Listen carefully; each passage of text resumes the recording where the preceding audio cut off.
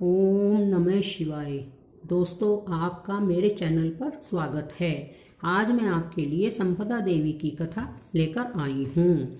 एक समय की बात है, राजा नल अपनी पत्नी दमयंती के साथ प्रेम से राज्य करते थे। होली के अगले दिन एक ब्राह्मणी रानी के पास आई। उसने गले में पीला डोरा बांध रखा था। रानी ने उससे डोरे के बारे में पूछा। वह बोली, डोरा पहनने से सुख संपत्ति अन्न धन घर में आता है। फिर रानी ने भी उसे डोरा मांगा। उसने रानी को विधिवत डोरा देकर कथा कही। रानी के गले में डोरा बांधा देख राजा नल ने उसके बारे में पूछा। रानी ने सारी बात बता दी। राजा बोले, तुम्हें किस चीज की कमी है? इस डोरे को तोड़कर फेंक दो। रानी ने देवता का आशीर्वाद कहकर उसे तोड़ने से इनकार कर दिया, पर राजा ने वह डोरा तोड़कर फेंक दिया। रानी बोली, राजन, यह आपने ठीक नहीं किया। उसी रात राजा के स्वप्न में दो स्त्रियां आई। एक स्त्री बोली, राजा मैं जा रही हूँ। दूसरी स्त्री बोली, राजा मैं तेरे घर आ रही हूँ। 10-12 दिन तक यही सपना दिखता रहा। इससे राजा उदास रहने लगे। रानी ने राजा से उदासी का कारण पूछा तो राजा ने सपने वाली सारी बात बता दी। रानी ने राजा से उन दोनों स्त्रियों के नाम पूछने को कहा।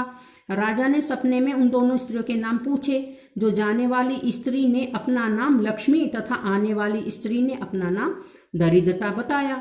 लक्ष्मी के जाते ही सब सोना चांदी मिट्टी हो गया। रानी सहायता के लिए अपनी सखियों के पास गई, पर रानी को सपटे हाल देखकर किसी ने उससे बात तक नहीं की। दुखी मन से राजा रानी 5 साल के राजकुमार के साथ जंगल में कंदमूल खाकर अपने दिन बिताने लगे। चलते चलते राजकुमार को भूख लगी तो रानी ने कहा, यहाँ पास ही में एक मालन रहती है जो मुझे फूलों का हार दे जाती थी। उससे थोड़ा छाछ दही मांग लाओ। राजा के मांगने पर उसने कहा, हमारे पास तो छाछ दही कुछ भी नहीं है। आगे चलने पर एक विषधर ने कुंवर को डस लिया और राजकुमार का प्राणांत हो गया। विलाप करती रानी को राजा ने धैर्य बंधाया। वे दोनों आगे चले। राजा 2 तीतर मार लाया। भुने हुए तीतर भी उड़ गए। उधर राजा स्नान कर धोती सुखा रहा था तो धोती उड़ गई। राजा ने अपनी आधी धोती फाड़ राजा को दी। वे भूखे प्यासे आगे चल दिए। रास्ते में राजा के मित्र का घर था। वहां जाकर उसने मित्र को अपने आने की सूचना दी। मित्र ने दोनों को एक कमरे में ठहरवाया। वहां कमरे में मित्र के औजार आदि रखे थे। दैवयोग से सारे औजार धरती में समा गए। चोरी का आरोप लगने के कारण दोनों रातों रात वहां से भाग गए। आगे राजा की बहन का घर आया। बहन ने एक पुराने से महल में उनके रहने की व्यवस्था की। सोने के थाल में उन्हें भोजन भेजा, पर थाली मिट्टी में बदल गई। राजा बड़ा लज्जित हुआ। थाली को वहीं गाड़कर दोनों फिर चल पड़े। आगे एक साहूकार का घर आया।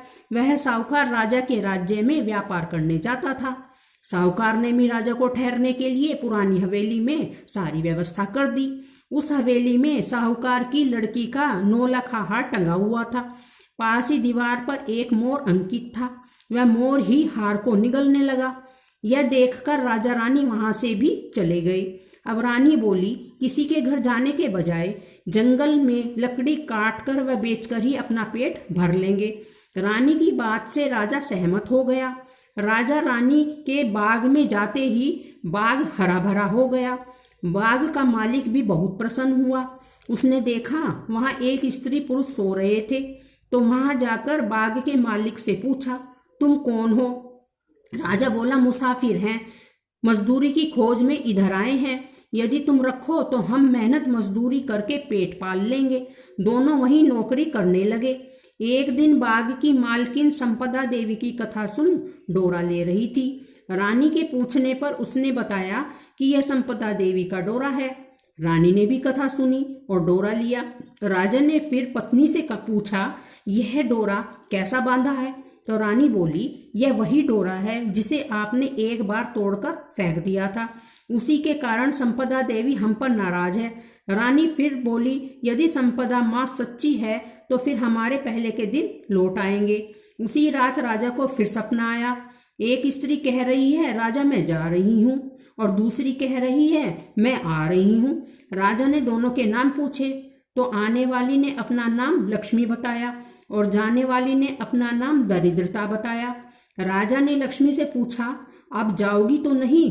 लक्ष्मी बोली, यदि तुम्हारी पत्नी संपदा जी का डोरा लेकर कथा सुनती रहेगी तो मैं नहीं जाऊंगी। यदि तुम डोरा तोड़ दोगे तो मैं चली जाऊंगी। बाग की मालकिन जब वहां की रानी को हार देने जाती तो दमयंती हार गूंथती।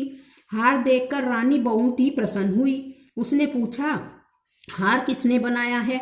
तो मालन ने कहा, बाग में पति पत्नी मजदूरी करते हैं, उन्होंने ही बनाया है।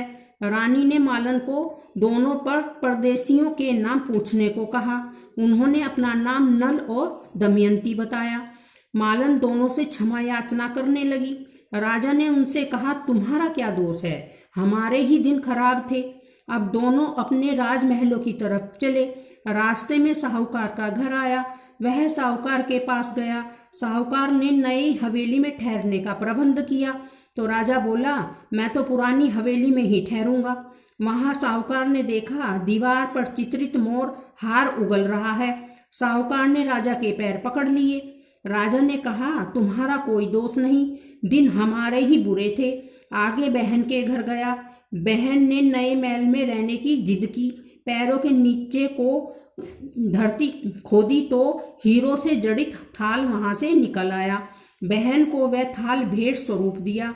आगे मित्र के घर पहुंचे। उसने नए मकान में ठहरने की व्यवस्था की, पर राजा पुराने कमरे में ही ठहरा। वहीं मित्र के लोहे के औजार मिल गए। आगे गए तो नदी किनारे राजा की धोती एक पेड़ पर टंगी मिली। आगे गए तो देखा कुंवर खेल रहा है। माँ बाप को देखकर उसने उनके पैर छुए। नगर में पहुंचकर राजा की मालन दुर्वा लेकर आई। तो राजा बोला, आज दुर्वा लेकर आ रही हो? उस दिन तो छाछ के लिए भी मना कर दिया था। रानी ने राजा से कहा, बुरे दिनों का प्रभाव था। महलों में गए तो रानी की सखियां धन धान्य से भरे थाल लिए गीत गाती आई। पहले के समान सब नौकर चाकर आ गए। संपदा जी का डोरा बांधने के कारण ही यह सब फल प्राप्त हुआ। इसलिए सभी को श्रद्धा पूर्वक संपदा जी की पूजा करनी चाहिए और स्त्रियों को कथा पूजन के बाद डोरा धारण करना चाहिए। बोलो संपदा माता की जय।